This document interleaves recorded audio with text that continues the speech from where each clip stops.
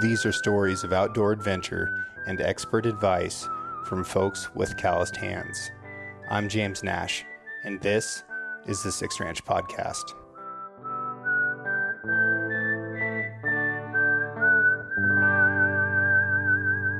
Sage, what are you going to find? Like yesterday, she started trying to chomp on a cord of something for the first time. I was like, oh no, I don't want to enter that realm. You good? Oh, I'm good. I'm like, Okay. You know, it's puppy TV. Like you just watch. We take the 3 dogs out and just watch them. They're endlessly entertaining. Yeah. They're just like, their dynamics. And I've realized like 3 dogs is totally fine. 3 dogs is great. Jay might say otherwise. 4 dogs is the tipping point. That's too many dogs. It's right there on the line. Doesn't matter who the dog is. 4th dog, things get crazy. So what dog number is this? She's 3. She's 3.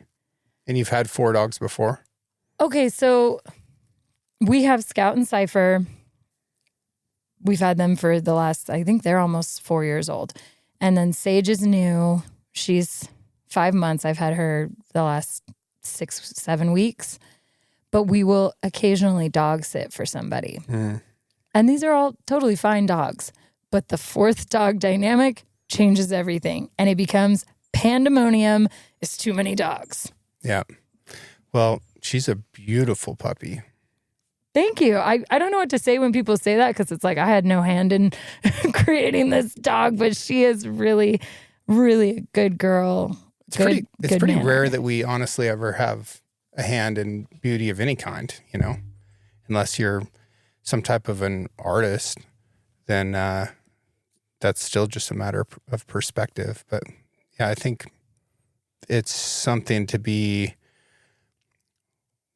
appreciated and observed, but not necessarily taking credit for it, you know? Yeah, totally. Yeah. She's got good genes. Mom and dad both had, I was looking, this sounds so silly to say, but I feel like people will get it. I was looking for that big blocky head.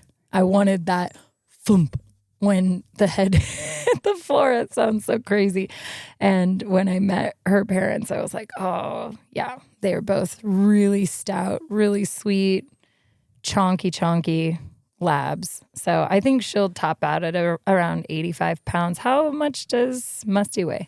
Colonel Mustard weighs 80 pounds as a 3-legged dog. Okay. Yeah.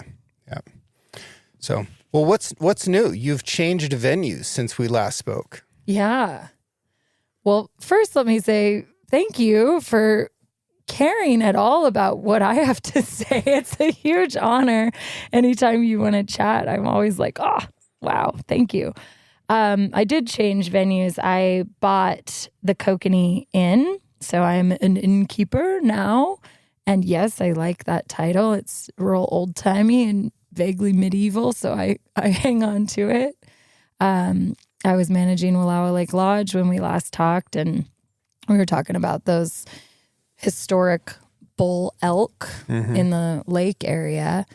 And now I am managing my inn, and I got, a trove of town deer in my yard that I'm dealing with at this point. But I'm feeling really grateful to have my own business. It's been really, really satisfying and fun. I was talking with one of our county commissioners recently about his concerns with our current elk population because it's declining and our calf recruitment is low, and there's a number of factors that are going into that. And we're talking about ways that it could be addressed. And honestly, it oftentimes feels like Western Oregon doesn't necessarily care about elk in Eastern Oregon beyond their access to come over here and have an enjoyable hunt. The point that I was making to this commissioner is that elk mean as much to Eastern Oregon as salmon mean to Western Oregon. Yeah. They are our salmon. But beyond that, we have another salmon, which is the kokanee. the landlocked sockeye salmon that's in Wallowa Lake. Used to be huge sockeye runs here. Those ended, I think, in the 30s, 40s timeframe. Working on getting those back, but for now we have the kokanee at Wallowa Lake, where the largest kokanee ever caught in the world was caught. Is that record still holding? I was wondering about that. It is. Wow. It is. And there's some big fish again this year too. Didn't break the world record, but some big fish. So beyond the title, kokanee Inn, what about your inn is kokanee? Well, what a great question. Well, I can't take responsibility for the branding of the inn because it was existing as Kokanee Inn when I bought it. But did you think about changing the name? No, not for a second, because I really respected the brand that Eric and Missy had built. Those were the former owners. And there was a really loyal clientele. And I think there's a parallel kind of between what I'm doing and in a way what you're doing, because we bill ourselves as the base camp to adventure. And I don't host necessarily a lot of hunters. I'd love to, but it just hasn't happened. I do host a number of anglers, and I host a lot of people who are coming to this area to recreate very responsibly, in my opinion, and consciously, using this area to get into the backcountry, to access nature, to immerse themselves in the outdoors. And it's a really conscious clientele I have for the most part, which is really exciting because I'm sure, we could talk about tourism in this area for a long time if you wanted to. It's a delicate dance here. You want to bring people in, you want to share this area, but you want to do it responsibly, ethically, and not exploitatively. Everyone always talks about, we don't want Joseph to be the next insert whatever mountain town that blew up here. And so I am heartened when I host my guests and notice this strong trend of really conscious tourism. What does that mean? That feels a little bit buzzwordy, like ethics, responsibility, conscious, not exploitive. But what do those things mean? What does ethical tourism look like? That's so interesting that you asked that, because one of the things I was going to ask you today is, what does integrity mean to you? So I still want to talk about that. I think in this highly digital era that we pretty much all participate in, one way to be ethical and conscious is it's basic, but keep things vague about where you are, what part of the backcountry you're accessing. I have an acquaintance that always tags things with really off the wall weird names that don't exist. And it's that's one way to keep some anonymity and protect some privacy. But I recently had a couple of influencers come stay with me, and they reached out and asked, would you be interested in hosting us in exchange for some social media content? They were really polite and super pleasant to deal with. So I said, yeah, sure, come on down. I can fit you in this window. They came, and they're avid backpackers. And they did a really succinct, thoughtful video about what does it mean to visit Joseph? And they recommended a handful of businesses, including mine. But then they also made reference to the old Chief Joseph gravesite and talked about the history of the Nez Perce people here. And they made a reference to leave no trace if you're in the backcountry. And some of this would sound really basic to us, maybe, who live here. But I don't think we can take that for granted necessarily. There's still people that don't think about leave no trace principles, or all it means to them is I'm not going to litter, but it goes deeper than that. And I was just impressed. This was a 20-second reel on Instagram that they made, but it was respectful of the town. It talked about hey, be patient when you're here and you're eating in a restaurant. This is a small community. There aren't a ton of workers here, so you may have a little wait, and having a good attitude goes a long way. Stuff that seems like common sense, but There's nothing common about it. Yeah, there is an increasing expectation of immediacy, I think, especially in cities. People are getting what they want more quickly than they've ever gotten it before. So if they go someplace else where that's not the case, I could see it being disruptive. But just, pack your patience with you. It's okay. Might take a while. Or, you know what? Go down to the grocery store and grab some food and cook it for yourself. Yeah, figure it out. Yeah. I'd be curious to know, like, in your line of work, what are you experiencing with visitors to this area? I would assume that people that were coming here to hunt or to fish would be more cognizant of their interaction with this place. Has that been true for you? Mostly true. Some people are exploitive, and that's just how they're wired. And what does that mean to you? It means that they're takers. They want to extract something that they're not replacing. And hunting by nature tends to do that. Fishing has at least the optics of not doing that. However, with catch and release fishing becoming increasingly popular, people don't realize that a percentage of the fish that they're releasing are going to go out there and die, even if it swims away from their hand. And I think that we need to take a little bit closer look at that, because if we ever did anything like that with hunting and said, okay, this percentage of the animals that I hunt, I'm just going to leave out there, that would be completely unacceptable. If it were with mammals, birds.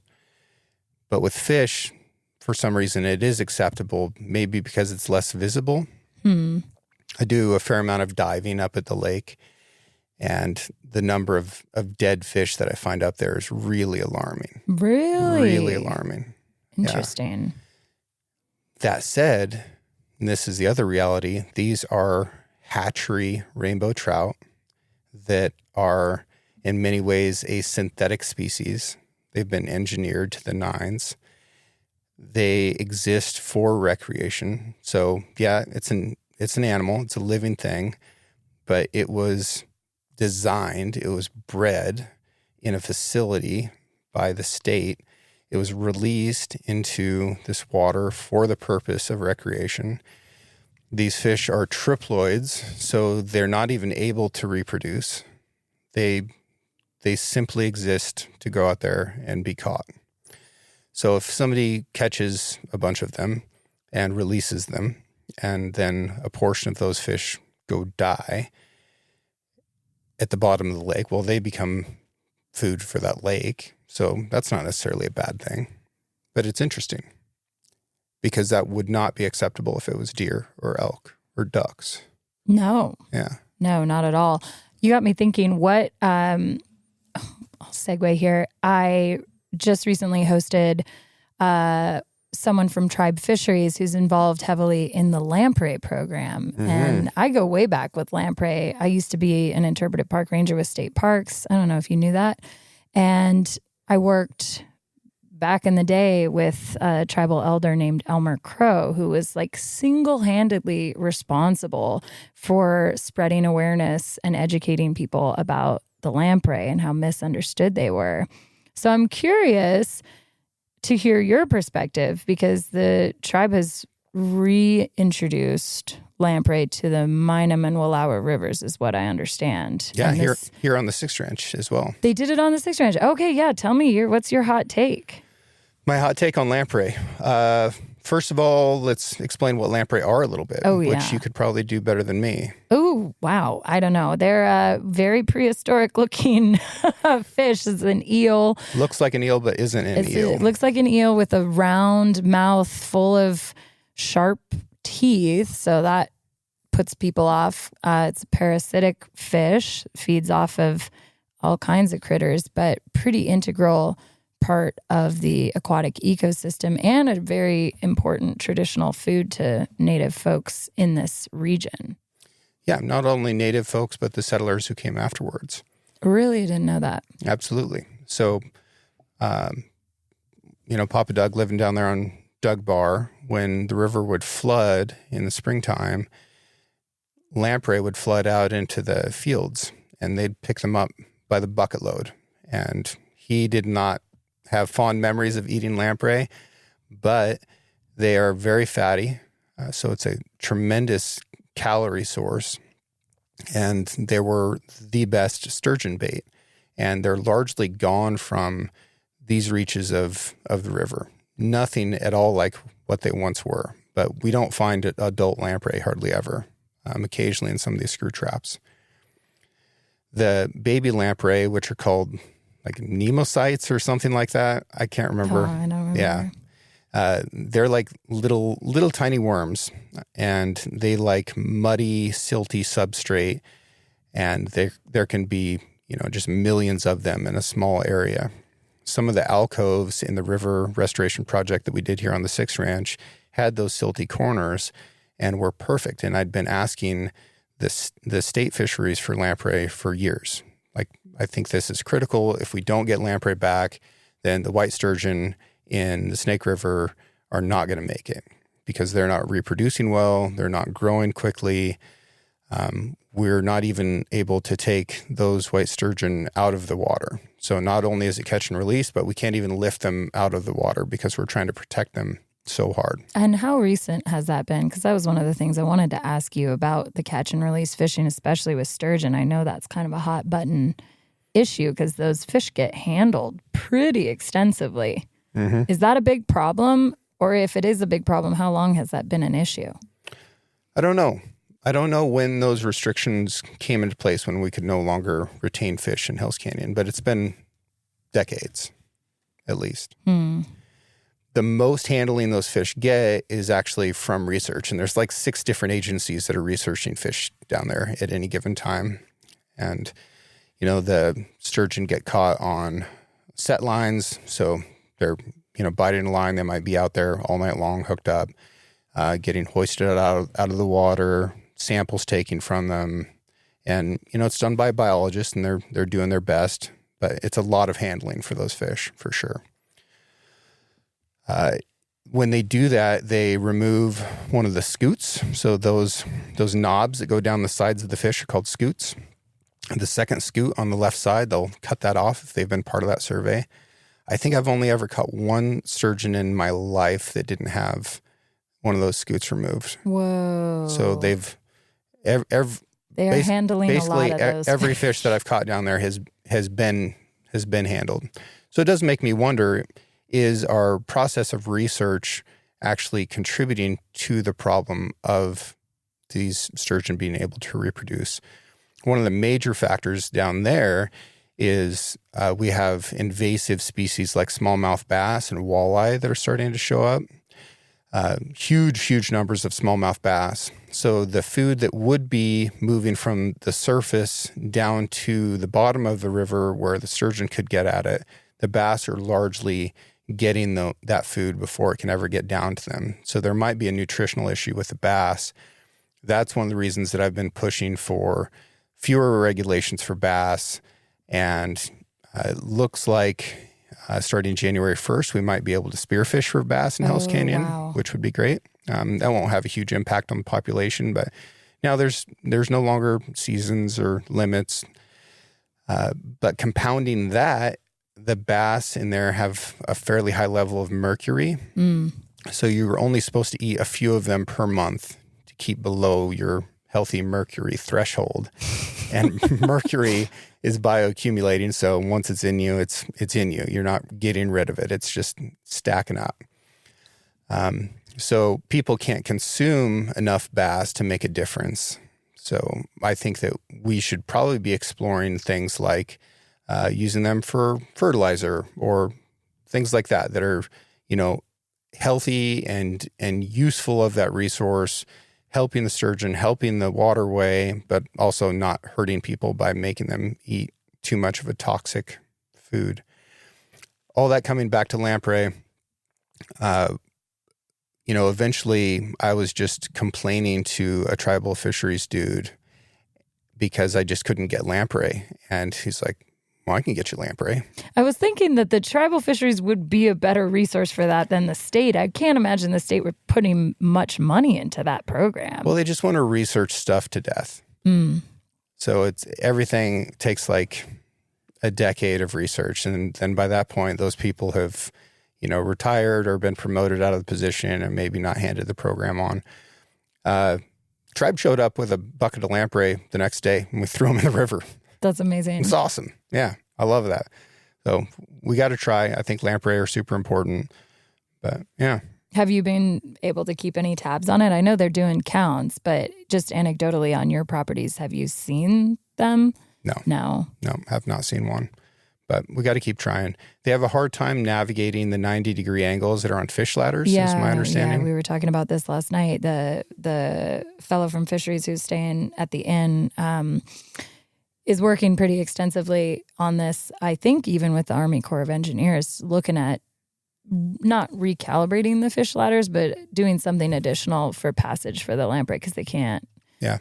The ladders are good, I guess, for salmon, most salmon. But he was telling me like the percentage of lamprey that actually make it to the ocean, which they need to do because they are anadromous. Nailed it. Thank you. Fish, it's like if you start with 100 over here, maybe one is making it to the ocean. So those are pretty lousy odds. And that's the reason that they have 1 million offspring, right? That's the reason that a salmon has so many eggs. If it's interesting to think about this, right? So let's take elk for an example. In a cow elk's lifetime, she's got about 8 to 10 good years, ideally, that she can be producing calves. She needs 2 of those to survive. Call it 10. She needs 2 of those calves to survive. She needs 8 of them to die. If 3 of them survive, you have a growing elk population, which eventually leads to overpopulation. If only 1 of them survives, then you have a declining elk population that leads to another type of problem, right? So she needs to replace herself and she needs to replace the bull that bred her. And that's it. When you take a salmon that has hundreds and hundreds of eggs, maybe thousands of eggs, I don't even know. Same deal, right? It needs 2 of those to make it. 1 from the hen and 1 from the buck that bred her. Or, release milt into the stream to fertilize the eggs. Any more than that, you have a salmon population that explodes and crashes. Any less than that, you have a salmon population that decreases. So the more shots that an animal is given at reproduction, the less the odds are that those offspring are going to be viable and will make it to that reproductive stage of their lives. That's what I think. It's such a delicate dance. It is. It's crazy. And we mess with it a lot. No, not just us, but yeah, we do. And not even intentionally, but just through the act of existence, we're going to have an impact one way or another. Yeah. Could be positive, could be negative. So we're working on putting a new dam into Wallowa Lake that would allow for fish passage, potentially of lamprey, certainly of sockeye salmon. I think they're still batting around ideas about how they're going to do that. That would be really cool to get a sockeye run back here. I think that's a goal for a lot of people, right? I know that was a huge, huge reasoning behind the conservation easement of Wallowa Lake Lodge to the Nez Perce tribe. Like that reintroduction of sockeye is really, really vital. Mm-hmm. Yeah, it's interesting. Here's one of the major hurdles. It's not necessarily a field of dreams scenario where we build it and they will come, right? As we fix this dam, which needs to be fixed so that it can hold back all the water that it should be holding back, in order to do that legally, we have to allow for fish passage. That's just state law. Now, we put in the fish passage. That's great. Those sockeye still have to swim through 8 dam crossings on the way back from the ocean. So it's going to be a total of 18 dam crossings in their life. If they're born in Wallowa Lake, go out to the ocean and come back. Over 1,200 river miles total. Their time out in the ocean. What I'm most concerned about is their time back up, because sockeye tend not to be a fish that swims a long ways upstream. Most sockeye fisheries in the world are relatively short run. There are some anomalies here in the Pacific Northwest where they have traveled farther, this being one of them historically. Is there one further east than us? There is. Redfish Lake by Stanley, Idaho is the longest sockeye run in the world that I'm aware of. And excuse my ignorance, but are they still sockeye in Redfish Lake? They're not kokanee at this point? So there was like one that made it back a few years ago. Whoa. That made the news. Oh my God. That's amazing news. I love that. But it's called Redfish Lake because of the sockeye. Yeah. Obviously. Now, as they come back up to Columbia, they're going to have lethal water temperatures. So think about a temperature that a human being couldn't exist in. That's what they're going to be going through. So now we're talking about trying to figure out how to cool down the Columbia River. That's a tall order. Tall order. So potentially dam removals, potentially taking that water out of the river, sending it through a tunnel underground to cool it off with ground temperatures and bringing it back up in different places. So there's like cold water pockets. These are massive, massive lifts. Yeah, the scale of that kind of project is almost unfathomable. Same thing in the Snake River. And then they've got to come up the Grand Ronde. They're doing this in August during our hottest water time of year. And lowest water time of year. Tends to be. So it's going to be tough. And I think it's just worth reminding people that, yes, we are going to put in fish passage. It's required in order for us to rebuild this dam. But just putting in fish passage does not mean that we're going to get a sockeye return. It will also have a massive disruption on what is, occasionally the best kokanee fishery in the world. Because now if we've got sockeye in there, if you've got larger fish, who's to say what's a sockeye and what's a kokanee?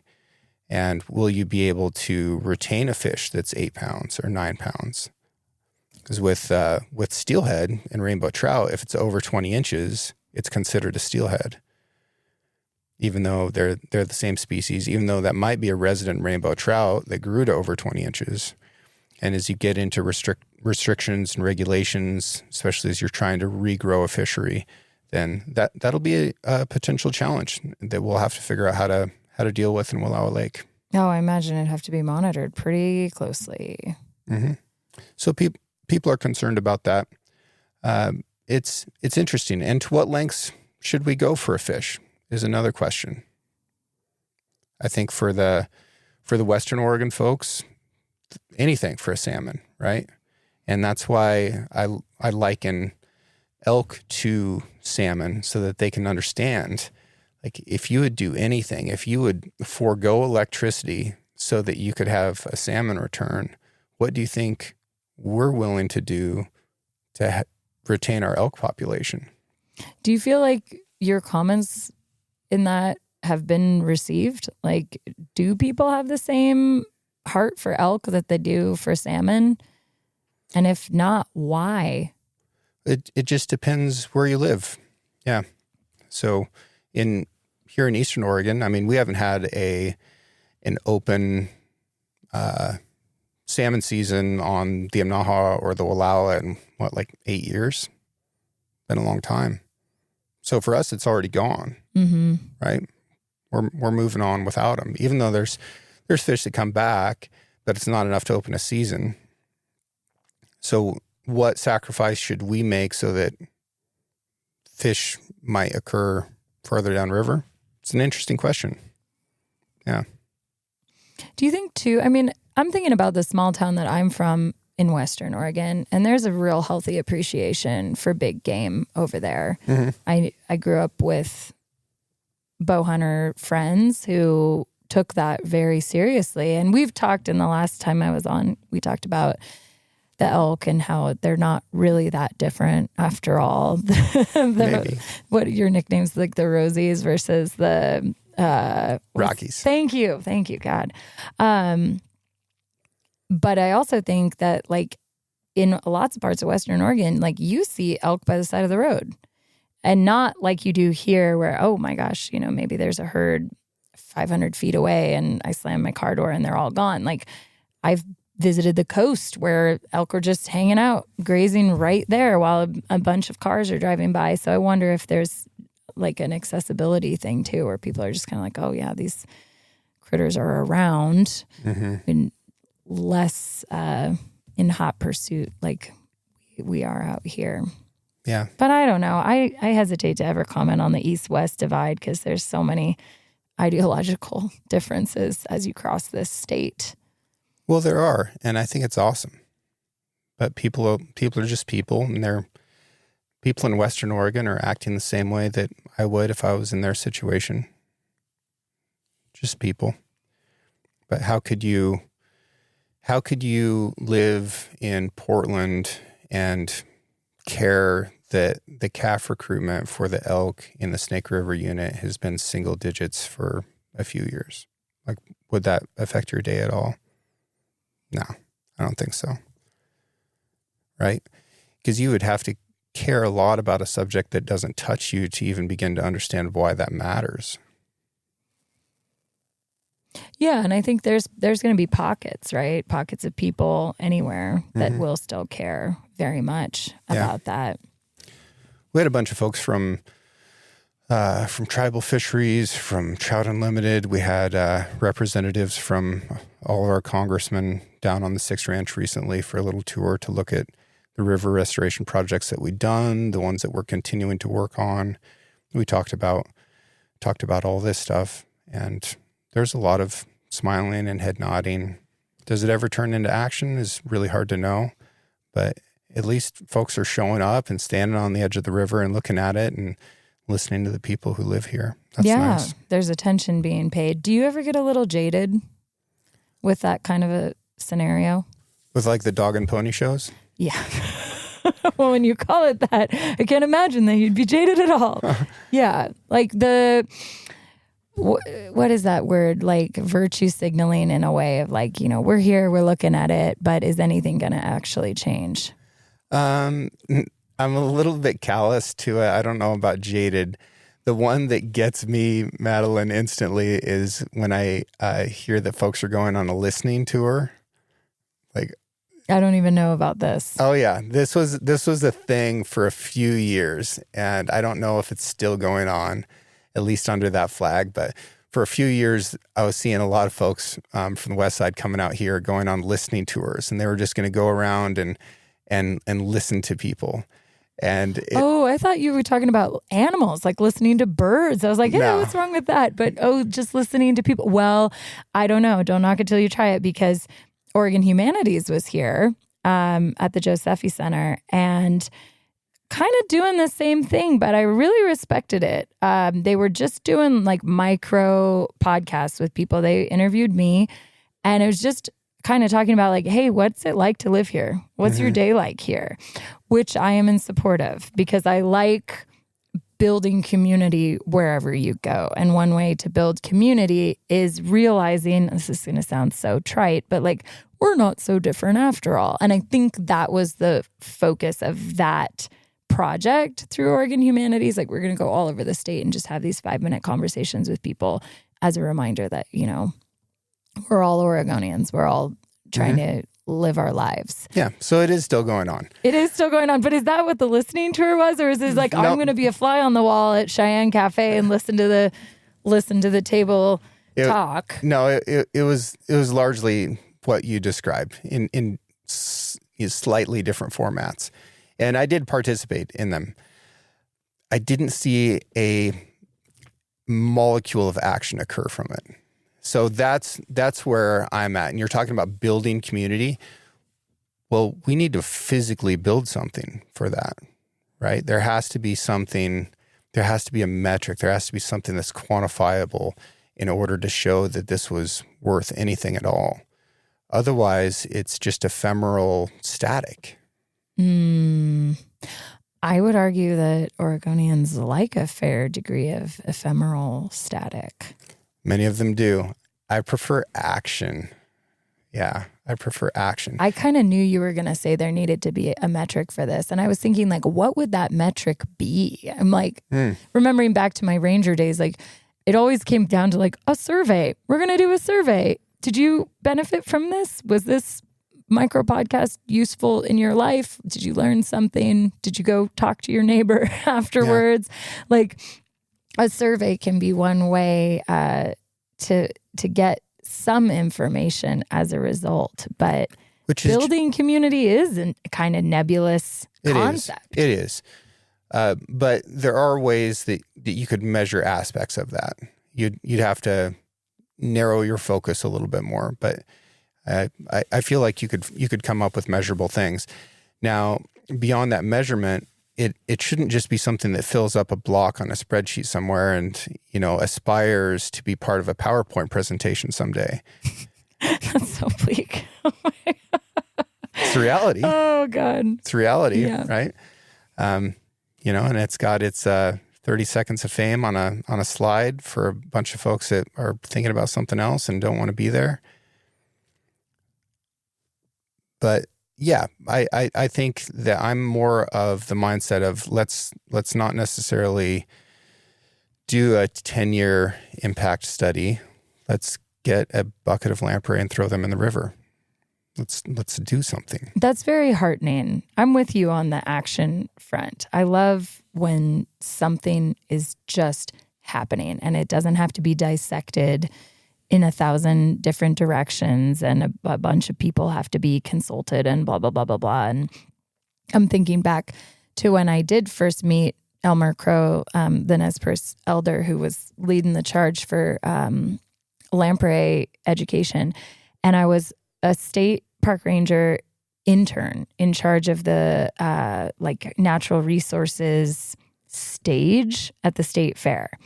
So that was a pretty fascinating microcosm of all different kinds of people, natural resources adjacent, coming to do a presentation for a mom, dad, brother, and sister visiting the state fair with, giant corn dogs.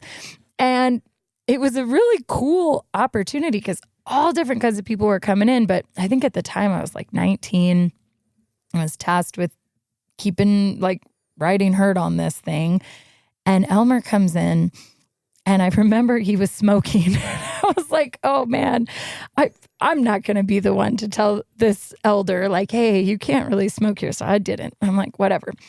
And he starts his presentation and he pulls out this Rubbermaid container. And in the Rubbermaid container, there's the bodies of a bunch of lamprey. Mm-hmm.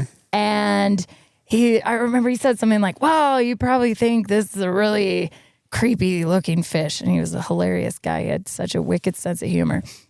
And 2 seconds later, he throws the fish into the audience and everybody screams. And I'm clutching my head in my hands oh gosh, what do I do about this?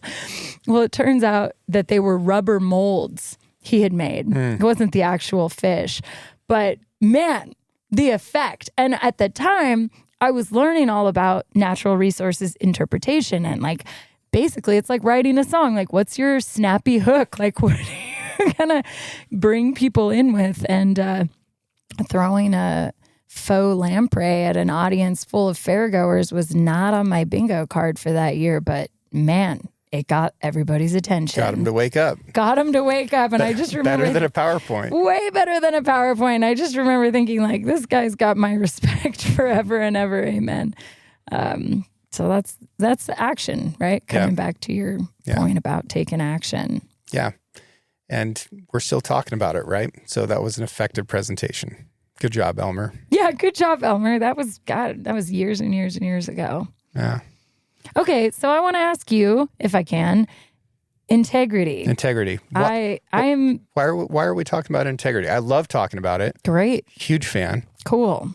But what brings this up? Well, I think it's another ephemeral concept, right? It's very loose, but it's the kind of thing that when you interact with integrity or with someone with strong integrity, you know it.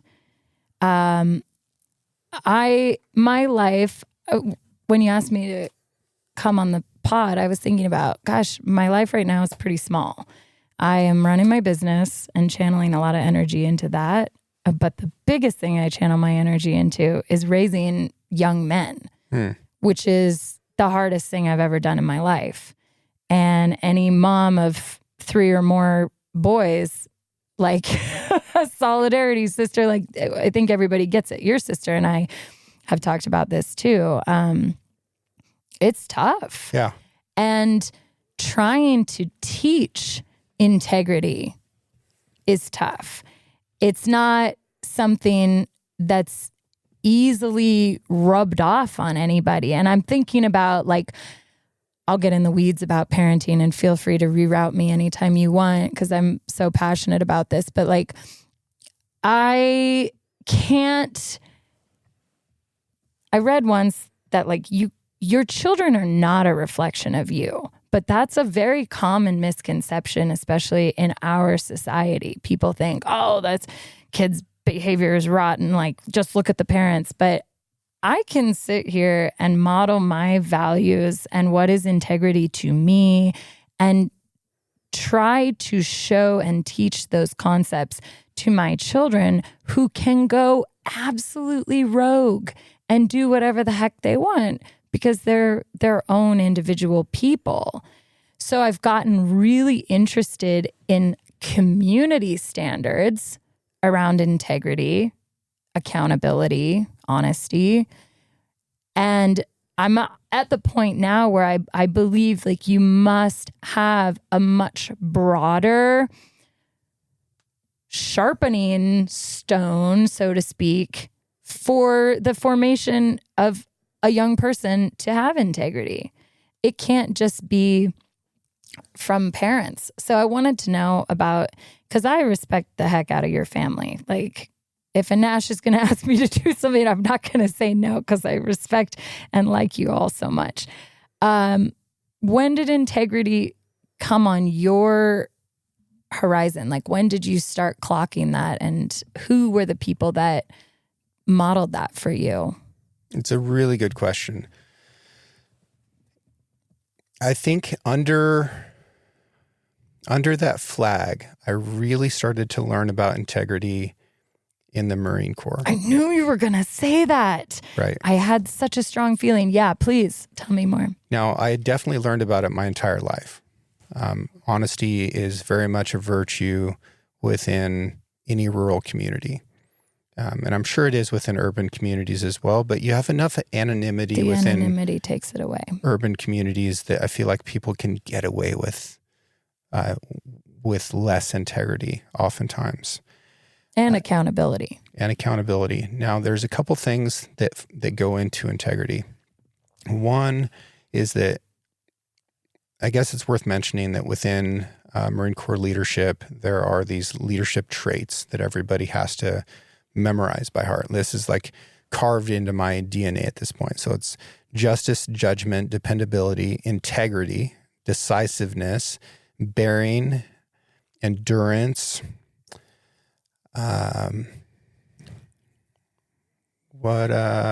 courage, knowledge, loyalty, and enthusiasm.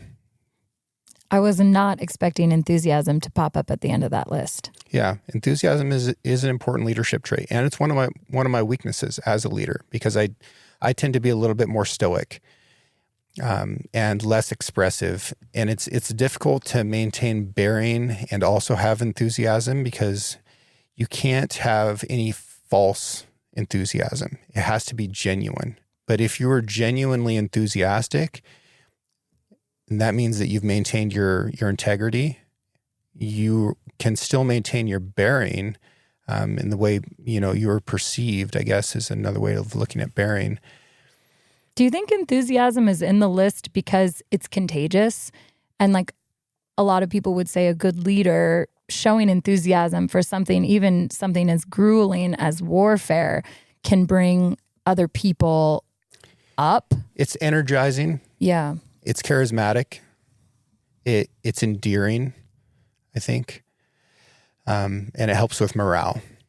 But integrity, very simply put, I think means doing the right thing when no one's looking, doing the right thing all the time, being honest, saying things that are true, doing the things that you say that you're going to do when you say you're going to do them. Right? All those things matter. But in order to have that, you need to fail in order to develop it. So you need to get caught not having integrity.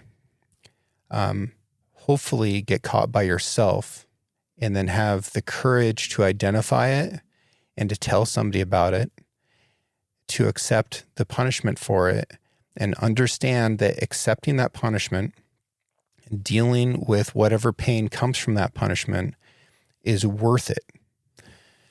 If you can do that at a small scale where the consequences aren't severe, then you can start to really develop your courage and you can develop your integrity and you can understand that there's more power in this truthfulness and in being honest than there is in the short-term gain of being dishonest.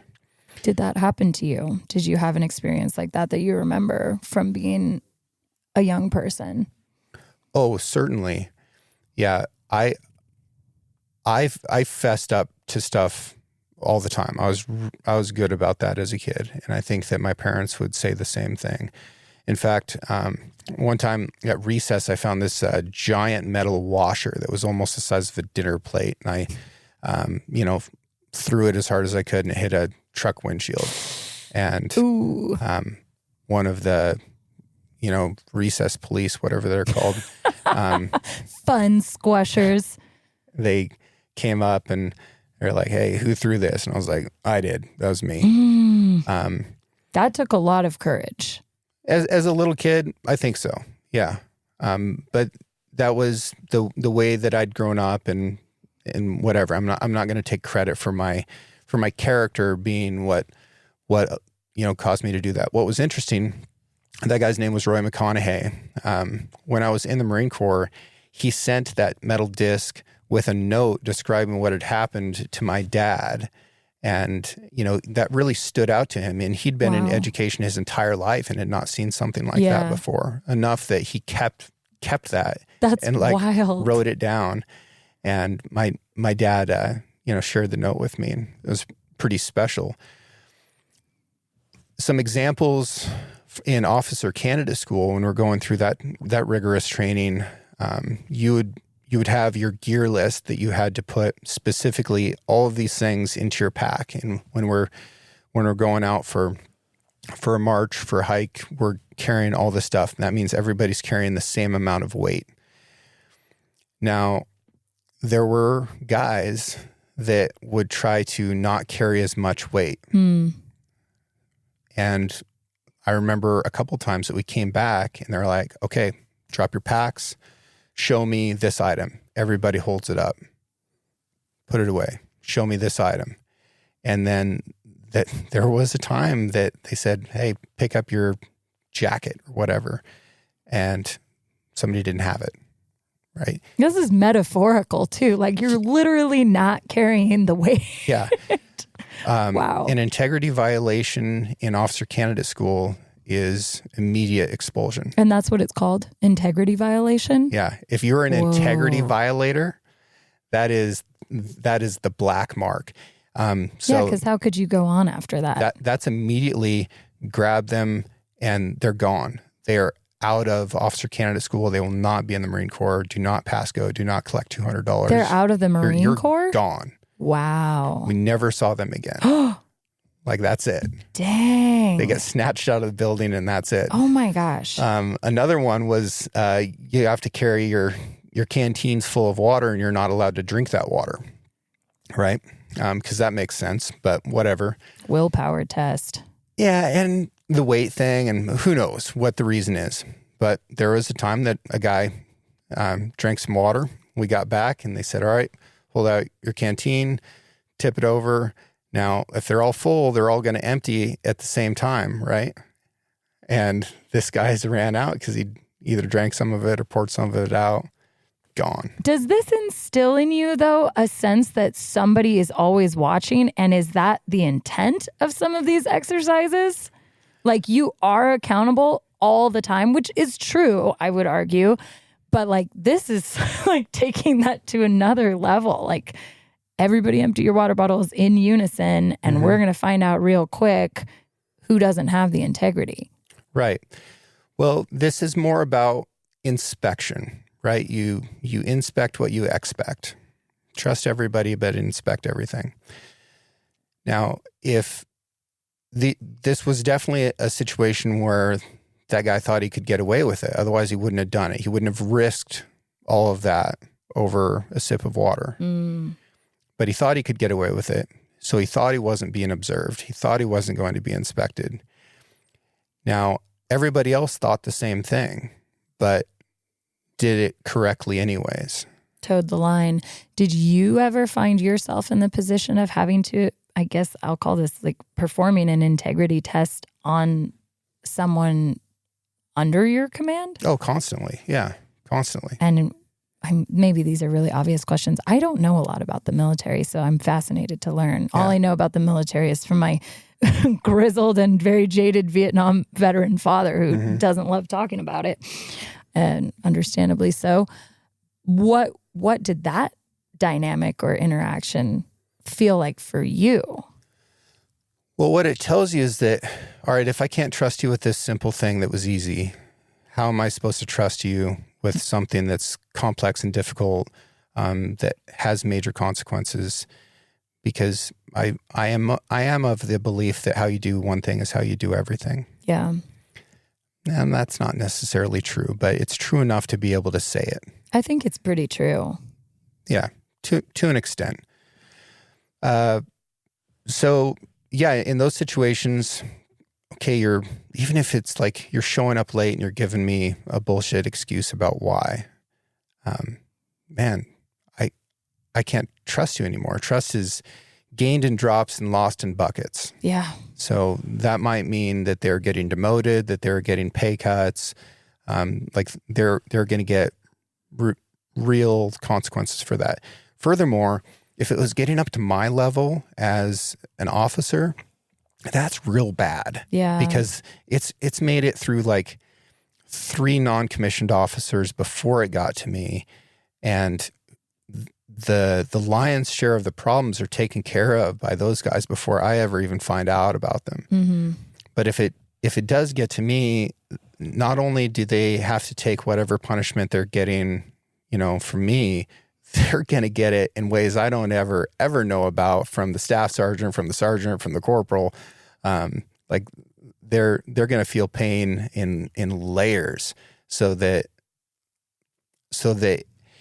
it's more painful to do the wrong thing than it is to do the right thing, which with your puppy, and I'm not talking about hurting this precious, sweet little baby dog, but that's what dog training comes down to, is making the right thing easier than the wrong thing. Because all animals want to go through the path of least resistance to get the maximum reward. And there's a big trust element there. Your dog has to trust you. Yeah. I find far more parallels between training Marines, training any type of group, and training dogs than I do differences. This is great to hear, because I've been telling people that I am working on training this dog, repairing some of the mistakes I've made in trying to raise up my own human children. Yeah. But there are a lot of similarities. And I don't mean that in the realm of like, oh, this dog is like my baby, my child, because I don't have a lot of patience for that stuff. But yeah, it's like a form of discipleship, right? You're working on this creature to trust you enough, trust your judgment enough that they'll follow alongside you. And I mean, with a dog, do you think dogs can show good character? Of course. I think so. I got a theory about this that's very controversial, but they for sure show shame when they get caught. They do. Yeah. Yeah. And so with kids, it's the same thing. I love what you said about the trust being earned and lost in buckets. My oldest son is 12, and we talk about this all the time. Trust is constantly brought up because I always tell my kids, like, I want you to be able to tell me anything that's going on. Mm-hmm. And I want you to be able to trust that I can hear that and I can hold space for that. And if the need arises, like, we can problem solve collaboratively. But I need to trust what you're telling me too. And I would say, current status report, we're not in a place of high trust. And so my oldest son asks me all the time, he's like, what's my trust level with you right now? And I'm like, like a 6. He's like, okay, well, I'm going to keep working on this. I'm like, it's not going to happen today. This takes time. And trust for me comes down to accountability, honesty, and integrity. Those 3 traits that can be really hard to nail down. What it looks like on a really basic level, in my opinion, is doing what you say you're going to do, showing reliability, showing dependability. Because that, I just saw a meme about this. Like, that's a superpower anymore. Like, if you show up and do the thing you say you're going to do, a lot of people won't do that. I tell my kids 95% of it is showing up. If you can show up with a good attitude, even better, but just show up. Start there. But I feel like this, like, old man in my rocking chair, like, beating the drum for all of these concepts that aren't necessarily common societally anymore. Yet we, as parents, are expected to raise up, quote unquote, like, good quality humans. I think that's any parent's goal. Like, we want to be raising good humans, kind humans, honest humans. But there's not a lot of support for that. And these ideas are vague. I guess I'm heartened to hear that these ideas are alive and well in the American military system. Well, I don't know the first thing about raising kids. I do know some things about training Marines. I do know some things about training dogs. And if there's any parallels, that's great. Use them. I think there are parallels. Yeah. I will say a few other things that might help is I wanted my Marines to experience failure. I wanted to allow that failure, because if you stop it before it happens, then oftentimes there's less learning that occurs. My dear friend, Michael Donnelly, call sign Greyhound, said, bad news doesn't get better with time. So when you screw something up, take a deep breath and go tell somebody about it. And I think that is, as soon as you understand that and you accept it, life starts getting better. It really does start getting better, because I screw things up on an hourly basis, right? And as a, oftentimes one-man band operating, multiple businesses and stuff, the person that I need to go tell is myself in some way. So that's where that accountability comes into place. It's like, okay, I screwed this up. I need to acknowledge that and then go develop a solution for it. But if I find that I've done something wrong and then I look for the easy out of, like, trying to, like, Band-Aid it or cover it up, I'm cheating myself. And you inevitably are, whether you're working for yourself, working for somebody else, if you're an athlete on a team, like, whatever it is, like, if you screw something up, take a deep breath, go tell somebody about it, and then they're going to gain trust in you from that. You still might get punished. You still might need to get punished for that. But you're going to be able to accept that much more easily. One of the leadership principles in the Marine Corps that is probably my favorite, because I think it's the most difficult, is seek responsibility and take responsibility for your actions. And that's an expansion of accountability, but holy shit, is that hard. One, seeking responsibility in a high pressure environment. Like, I'm going to go out and look for something that I can be responsible for. Yikes. Yeah. That oftentimes means that I'm taking on something that I don't know how to do. Okay, check. Going to do it anyways. I don't know how to do it. I'm going to do it anyways. All right, I screwed it up. Now I need to take responsibility for my actions. Like, oh, okay. Take a deep breath. Go tell somebody about it. Take my lickings. Keep going. If you can develop that in your boys, where they're going out and looking for things that they can become responsible for, and then when they get an aspect of it wrong, that they come and they tell you about it, and, take whatever's coming their way, that is character building that they can, carry on and just crush the rest of their lives with. Yeah. You're making me think about leadership. And do you think that leadership is something people are born with, or do you think that it can be cultivated? Both. Because I'm thinking back to my own childhood, and like, leadership was always this very ambiguous concept, but it was this buzzword that kept coming up again and again. And it was like, being a leader. And people would be identified, in my opinion, arbitrarily as leaders. And as a kid, I was one of those leader kids, but couldn't tell you why. And I now, after hearing your list of words, and enthusiasm was one, I'm like, aha, that is one thing I have off that list. But it was almost presented in that day and age like, well, if you haven't been identified as a leader, then, you're just not going to be one, which I took umbrage with and still do. So how do you cultivate leadership in a person, especially someone who's maybe reticent to seek responsibility, like you were mentioning? Leadership is a difficult thing to understand how to do. And I think that we oftentimes don't do a good job of teaching it. I was very confused growing up in the situations like you're talking about, where everyone was being taught to be a leader. And I thought, this doesn't make any sense at all. Why are we everyone in this classroom is getting this lesson on leadership, when that is just not the nature of how this organization is eventually going to occur, right? There's going to be, a leader and then followers, and that leader is going to have, other leaders above them. That's just the way the world works. So do you think it's because of American idealized, like, rugged individualism?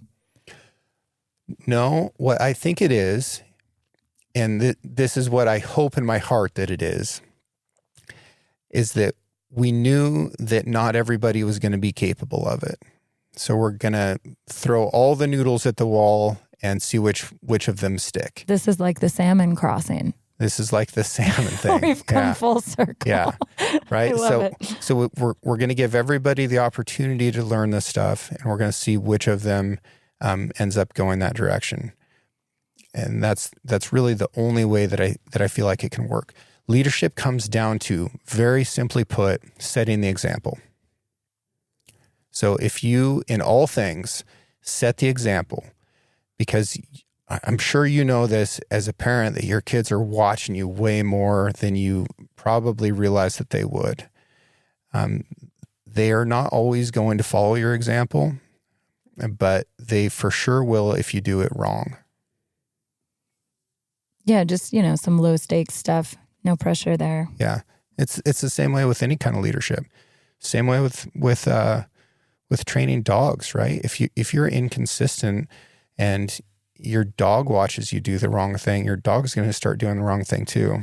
And one of my great frustrations in raising a puppy right after I got out of the Marines, when I was, badly injured both physically and mentally, was that when I was having bad days, my dog would act really bad. And that would make it worse for me.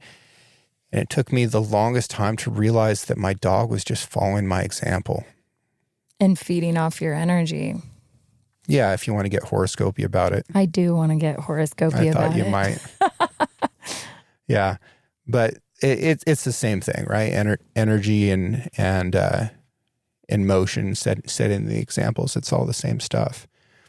So yeah, I think if you want to develop integrity in your kids, and accountability, and decisiveness and courage and all these lovely things, you just have to show them what it looks like when you do it. Show them your failures and how you take accountability for it. And I think that they'll respect that. But it'd be a scary thing to do. That's why it takes courage. It's a lot of, it amazes me how many people are out here parenting and not utterly consumed by the intensity and difficulty of it. And your sister and I have had great conversations about this. Like, she totally gets it. It's like a pressure cooker. And especially as a woman raising young men, you feel even more pressure to like not mess this up.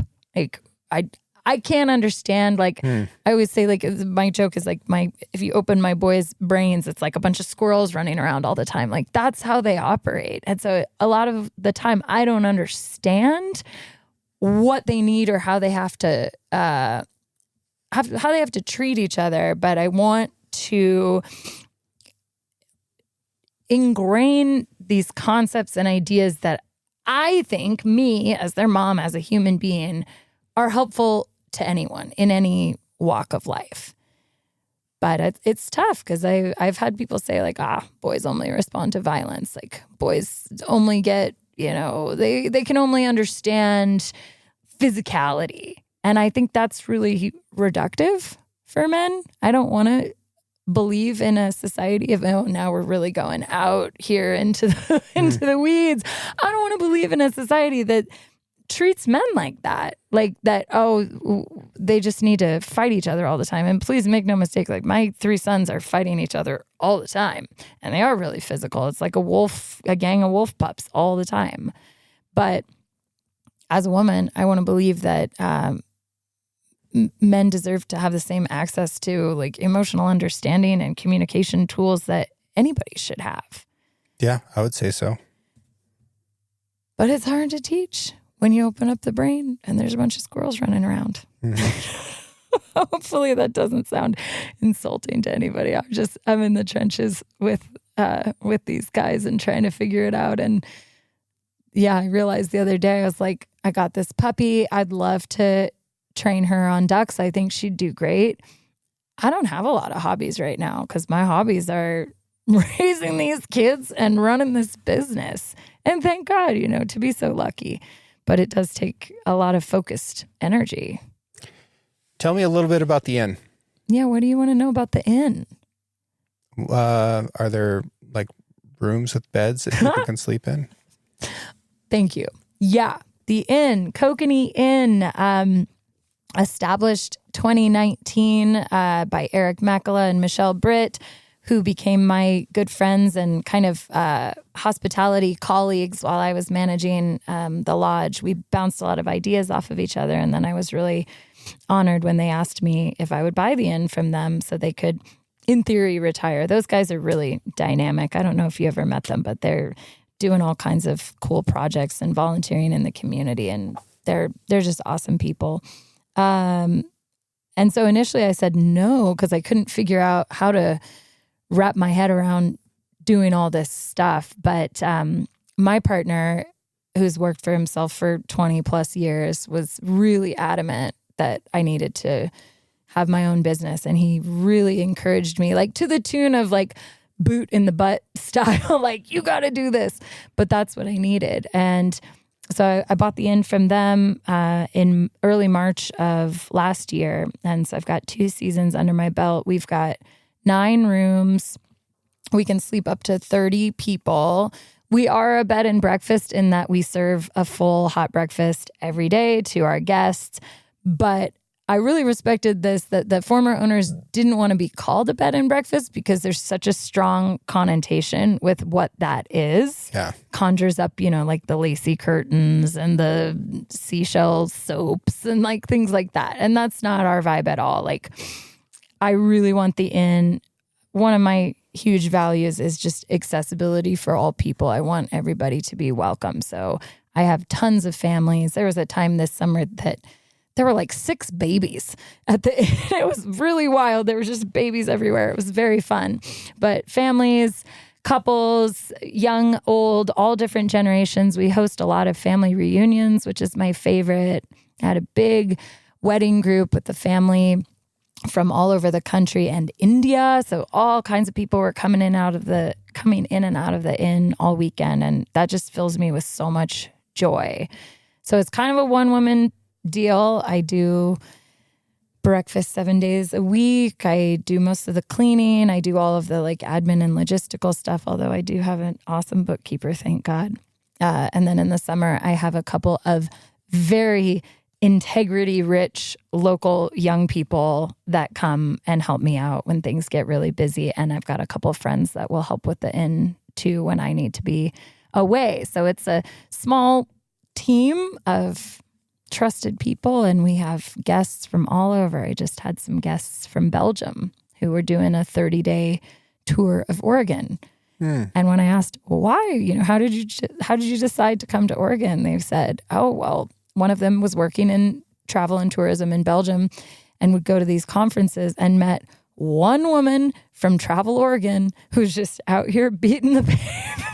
And he was like, I think they've got a pretty big promotions budget. And I said, oh, yes, I believe so.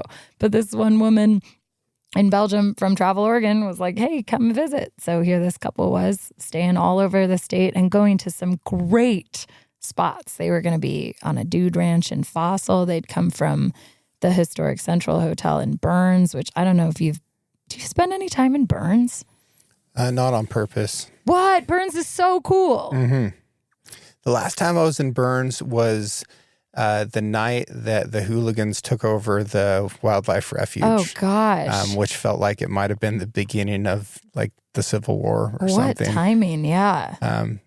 Yeah, Adele had been down there cowboying, and we were moving her home and stopped in Burns for the night. And yeah, all the Fruit Loops were showing up in town. And that whole thing was such an unfortunate situation, like just a debacle through and through. But yeah, that's the last time I was there. I mean, there's still some echoes of that down in Burns. For sure. That area, I mean, okay, now I'm going off on another tangent, but Southeast Oregon, in my opinion, is where it's at. I love living in Northeast Oregon. I love Wallowa County. I consider it my home. It's easily the most beautiful part of our state. But Southeast Oregon is so wild and cool. Do you know about Pete French?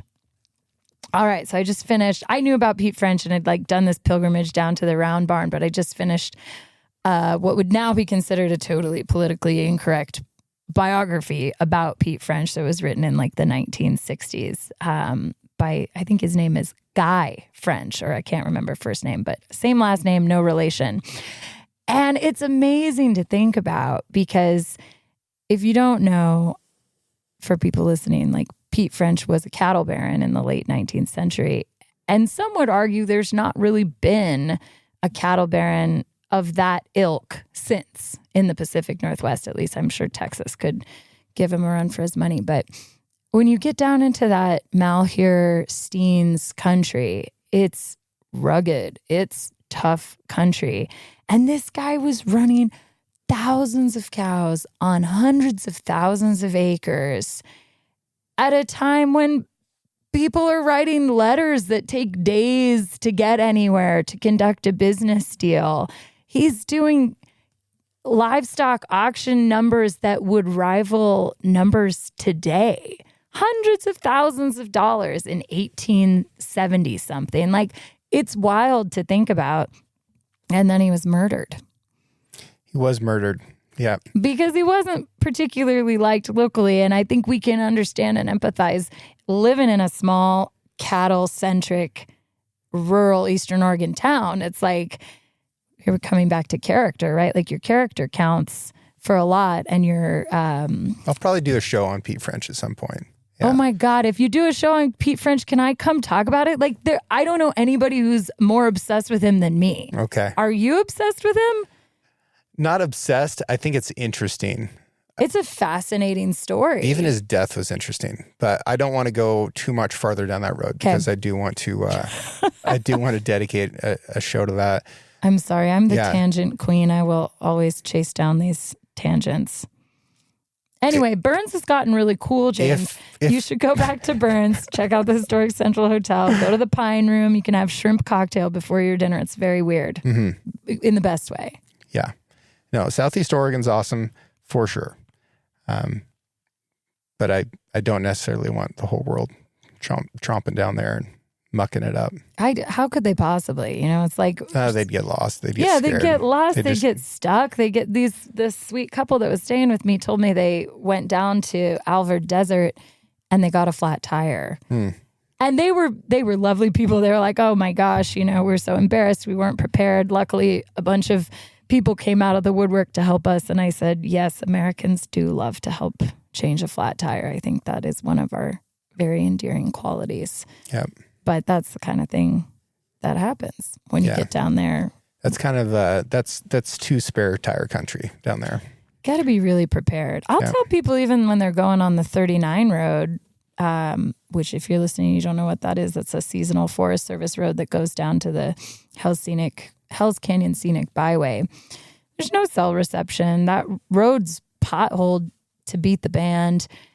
And I get nervous for my guests where I'm like, please take a lot of water and food and check your tire pressure and maybe have some spare gas because it doesn't hurt to be prepared. Yeah. Very possibly no one is coming. That said, if folks are interested in staying at the Kokanee Inn, how can they book with you? Oh, thanks for asking. KokaneeInn.com, and that's KokaneeInn.com. And then I have a somewhat passive presence on Instagram at Kokanee Inn. It's mostly turning into pictures and videos of my dogs at this point. But we're open technically year round. Busy season is about April through October. Okay. How far out do they need to book? We got lots of windows unless it's rodeo week. And then I always tell people you got to book that a year in advance. Yeah. Okay. All right.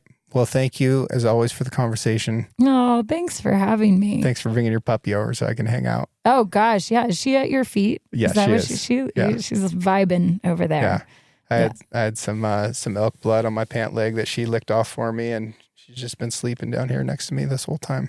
Good girl. Mm-hmm. She's a good puppy. Well, thank you for having us. It's always an honor to chat with you, and I appreciate what you do. Thank you very much. Likewise.